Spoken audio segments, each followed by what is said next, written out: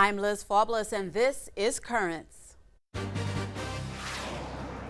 Pope Benedict is setting a record. More women than ever before are coming to the Vatican for a special meeting. We'll speak with one of them. The miracle of Sunset Park, the largest abortion clinic in our city, now closed. We are there. Today is a day of great joy, and we give thanks to God for a tremendous victory for life. And another very special occasion, the first Hispanic bishop in Brooklyn is honored, and we'll see the celebration. What better way for your legacy than by naming the new hall downstairs the Bishop Rene Valero Hall.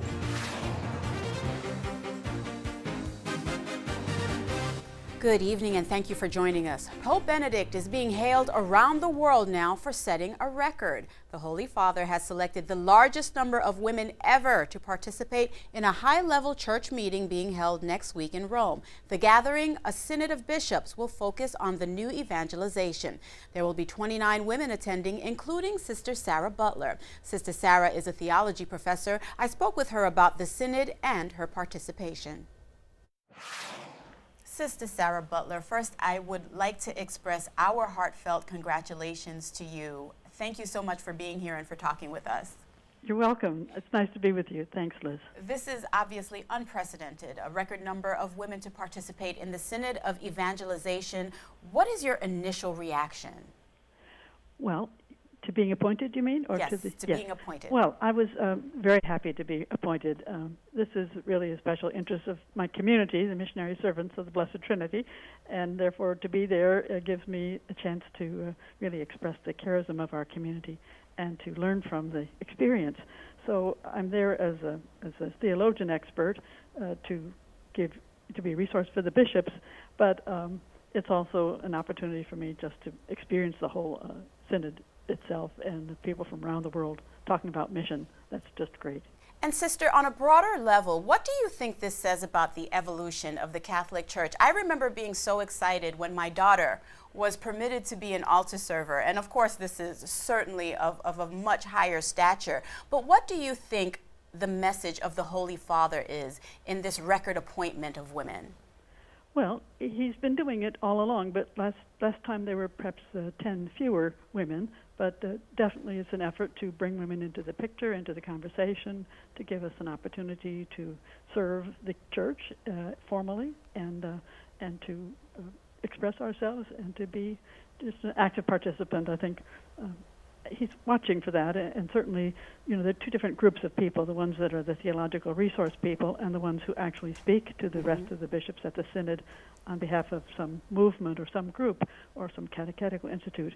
So he keeps beefing it up. I'd say each time there are a few more sisters, a few more lay women there, and they were very impressive. I was at the last synod also. It was very impressive when the women spoke, and their testimony was vivid and personal, very exciting for the whole group to hear. And now, as you mentioned, Sister, you're not part of the voting members of the Synod, but you're available to give advice and also to help the participating bishops. Now, the theme, New Evangelization for the Transmission of the Christian Faith. Sister, what do you hope to contribute to this very important theme? Well, as I say, I'm not really there to contribute publicly in terms giving of a talk, but exactly. just to I hope to contribute insight into the documents that have come from the Holy See about mission. There really is a new understanding of mission that requires a different attitude toward the transmission of faith and maybe a different way of transmitting the faith. That's what's new about it, not a new message, but a new way in new circumstances of transmitting the faith. So I have experience. I have my community's experience to bring to this. I have my own interest in studying the theology of mission, and I'd like to help people see that it's not, we're just defining it differently. We're defining mission and its requirements differently in the new circumstances of globalization and secularization, many new circumstances that require the whole church to be more alert to its call. Archbishop Jose Gomez of Los Angeles says of the Synod that it's especially important because, quote, each of us is called by our baptism to tell the world about Jesus and about the joy of believing in him. Why do you believe a message like this is so important in the time that we're living in now? Well, I would agree with the bishop that is the purpose. But I think what's important is that Catholics themselves have a living faith. We can't presume that we're all just burning to get out there and give the message to people. There are people who are confused, uncertain, indifferent. There's in the Catholic community a need to reawaken a living personal faith. And once you have that, then people will be more ready to share that faith with others. So I'm looking for an opportunity to help locate the obstacles to this kind of sharing, and then give people a chance to consider how do we bring about that personal living relationship with the Lord that will make them so on fire that they want to share that with others, and that they will have courage. To do that, you really have to be a part of a community. I mean, people don't do that all by themselves. They do it in a community that bears witness as a group, and where there's mutual support and information and reassurance. And we have too many Catholics that are not in that kind of community, that can't find a way to situate themselves where they could participate like that and gain the necessary encouragement and spiritual formation to do that sort of outreach to others. And this year's Synod of Bishops is also going to help launch Pope Benedict's Year of Faith, and that is also aimed at rolling out the Church's new evangelization of the Western world. What is the greatest message, do you think, Sister, we can receive from the new evangelization, and what more should we expect to hear? I think we need to receive the message of the truth of the gospel. I think that the Year of Faith is focusing on the actual content of our faith. It's not just an attitude or way of believing. It is, of course, a relationship with the Lord Jesus, but it has to be, we have to know what it is the Church teaches and what we believe. Certainly obstacles are the moral teaching of the Church. I mean, that seems to be the most difficult for people to accept. So to do that, you have to know much more about your faith and understand, maybe like apologetics, you have to understand what it is the Church teaches and why, and then come to some personal conversion where you're ready to commit to that. All right, Sister, thank you very much. Well, the Archbishop called this a tremendous honor and a real thrill to be so close to Pope Benedict and some of the best leaders in the Church, and I would imagine that you feel the same. Thank you so much for being with us. I really appreciate talking with you. 7 U.S. bishops, Sister Sarah, and 9 other Americans will be at the Synod when it commences on October 7th. Up next, a deadly grenade attacked at a Catholic church, and more news headlines as Currents continues after the break.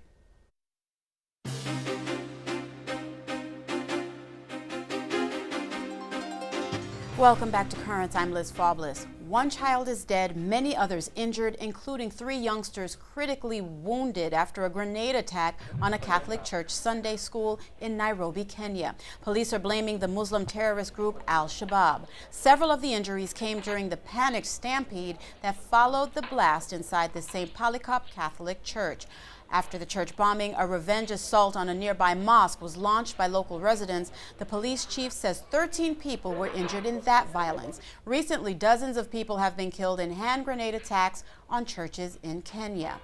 Well, a vicious beating by Muslims in Pakistan has left the bishop of a Protestant church with multiple fractures.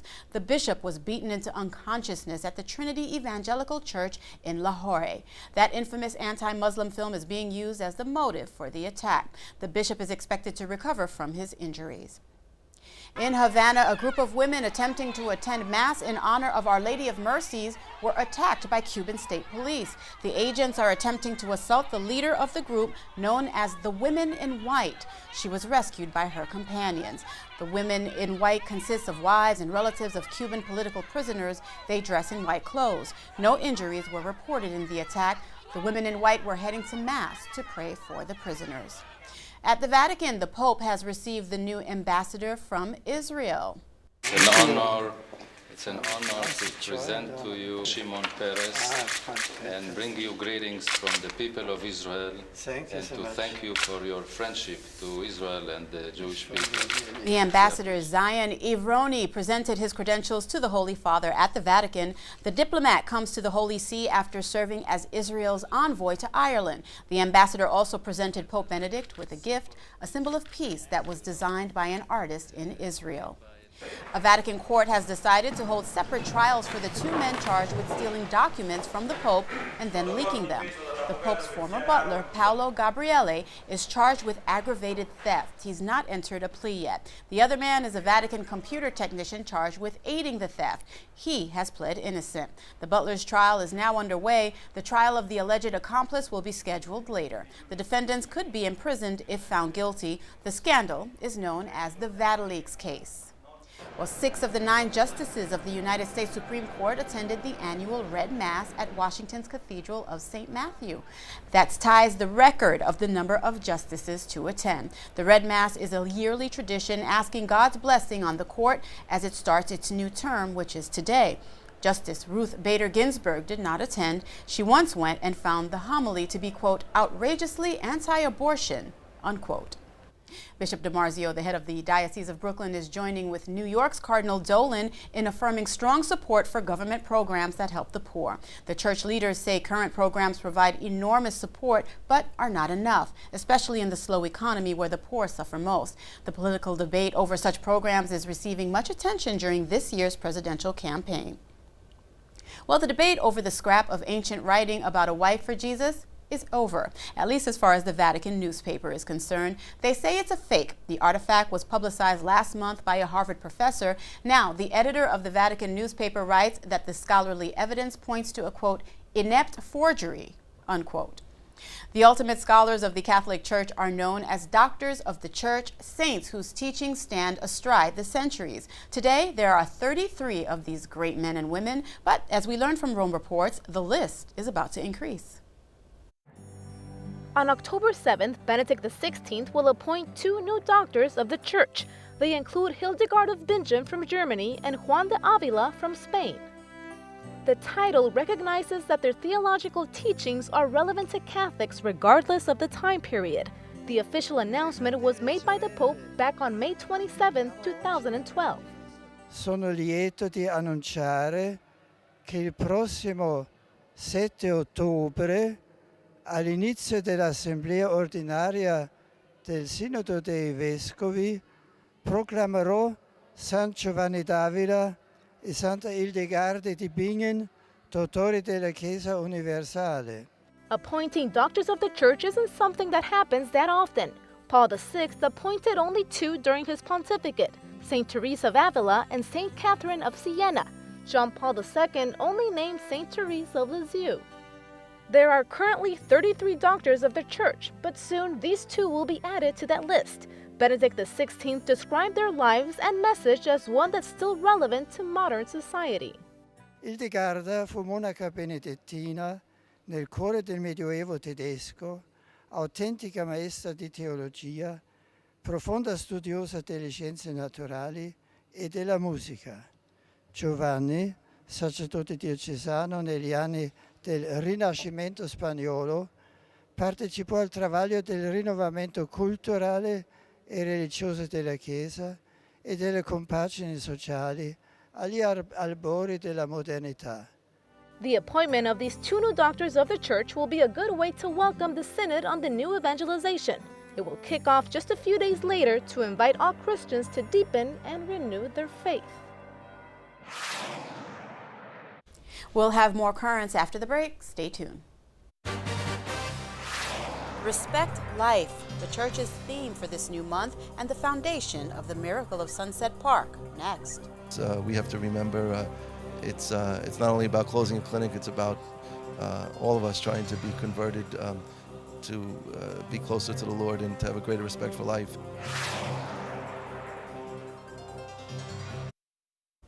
Welcome back. I'm Liz Faublas. As the new month of October dawns today, so too does a new theme throughout the Catholic Church: respect life.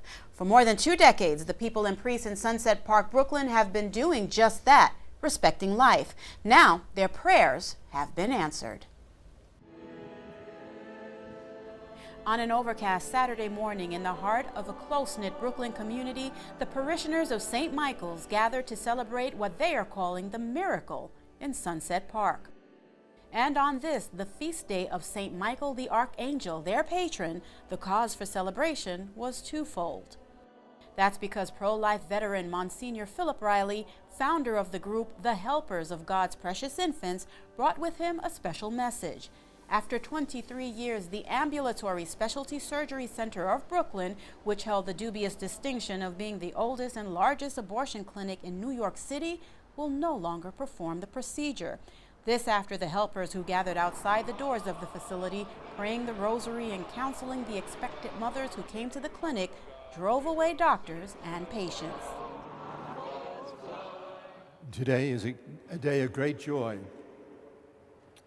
and we give thanks to God for a tremendous victory for life. And in 71, 72, almost 300,000 abortions took place in New York City. On 39th Street and 3rd Avenue, there was a warehouse that was used for slaughtering of animals.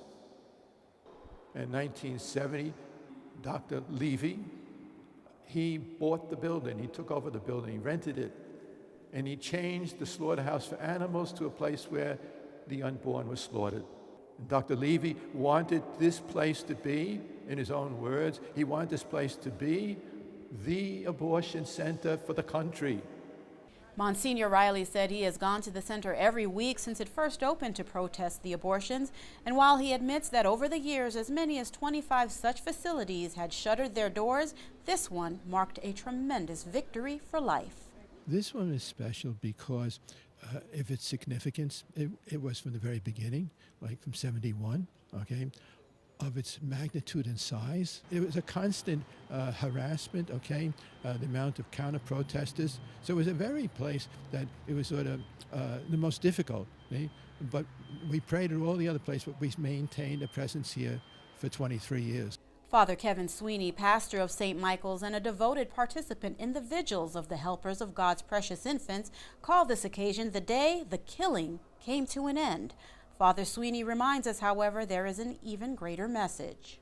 We have to remember it's not only about closing a clinic, it's about all of us trying to be converted to be closer to the Lord and to have a greater respect for life. Monsignor Riley thanked the pilgrims that stood by him for years, his helpers, and credited them for their unwavering commitment to helping save the souls of the unborn and convert the hearts of their mothers.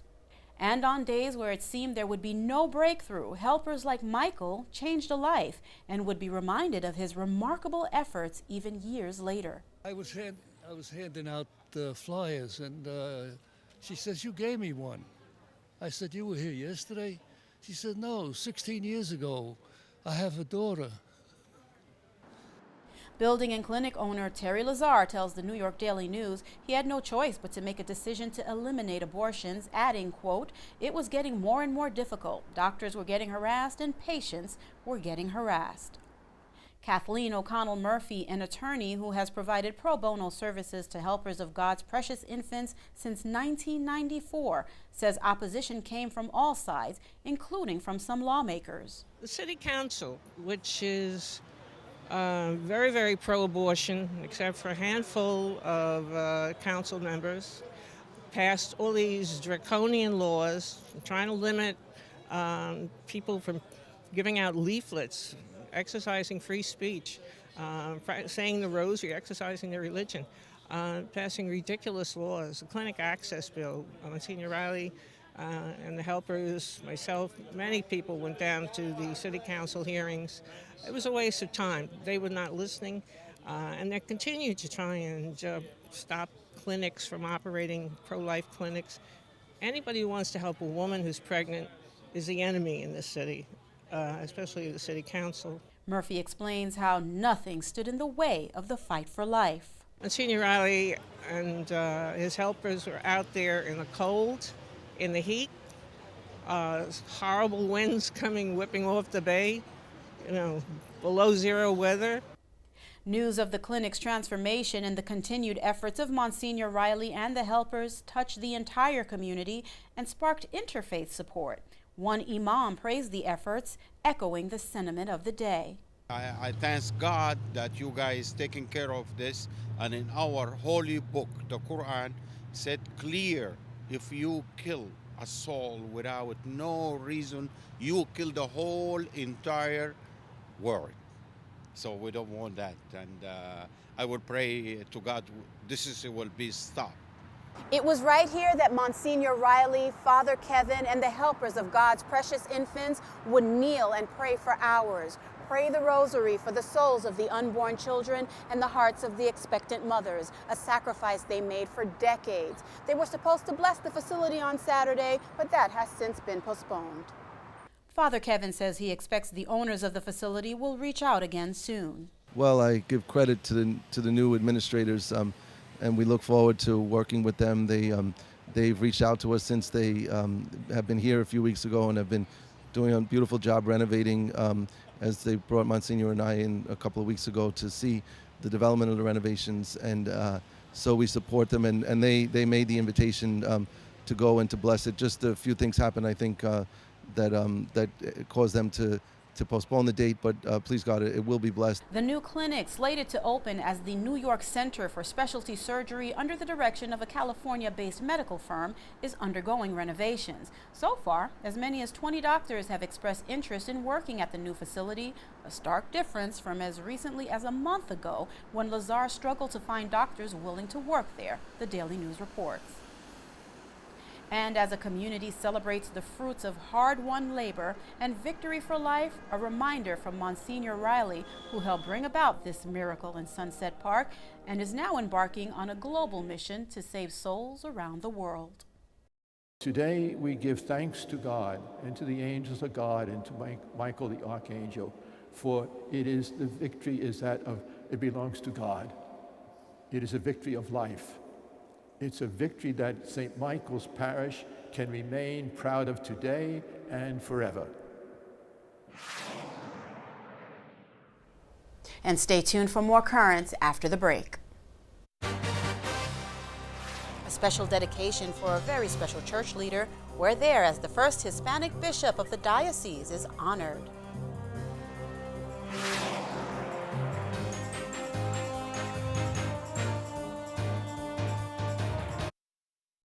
I'm Liz Faublas. Welcome back to Currents. Bishop Rene Valero will be recorded forever in history. He's the first bishop of Hispanic heritage to serve the people of the Diocese of Brooklyn and Queens. And now his name has been recorded in stone on the church hall dedicated in his honor.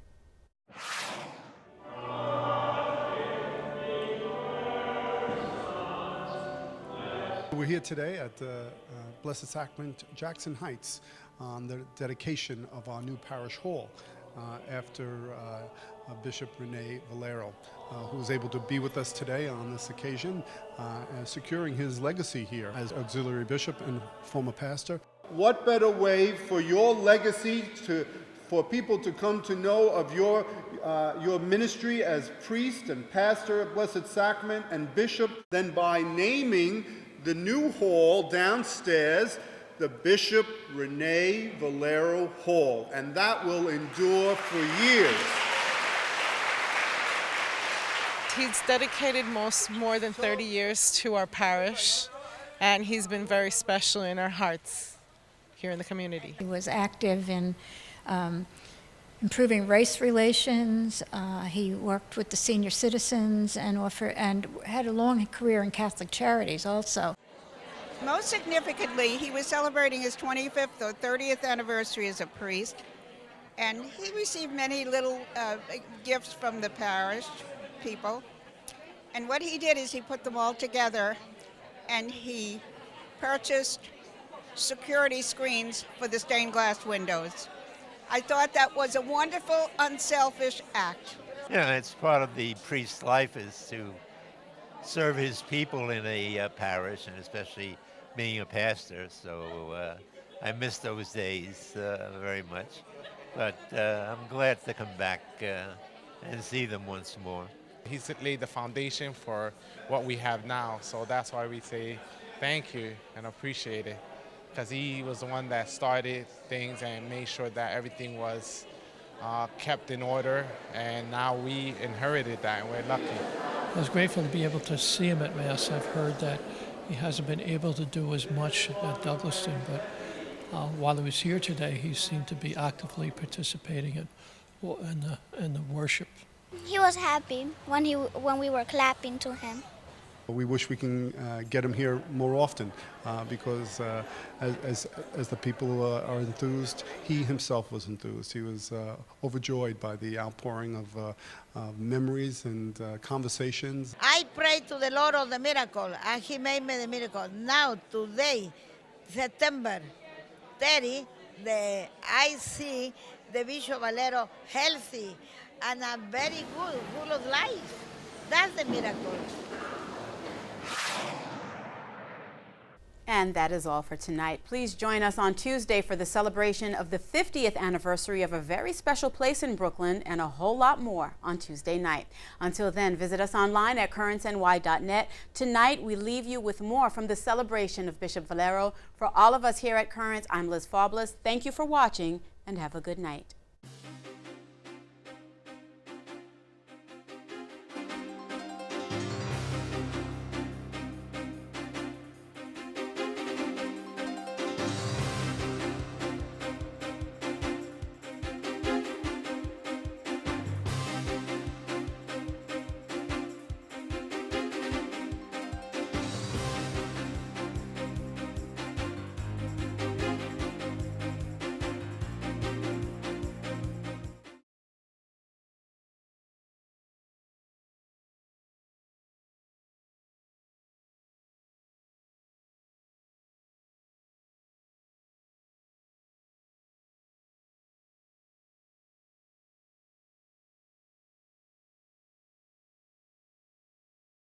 I'm Liz Faublas. Tonight on Currents, a gala celebration marking the 50th anniversary of one of Brooklyn's best. That story and all the day's news tonight on Currents.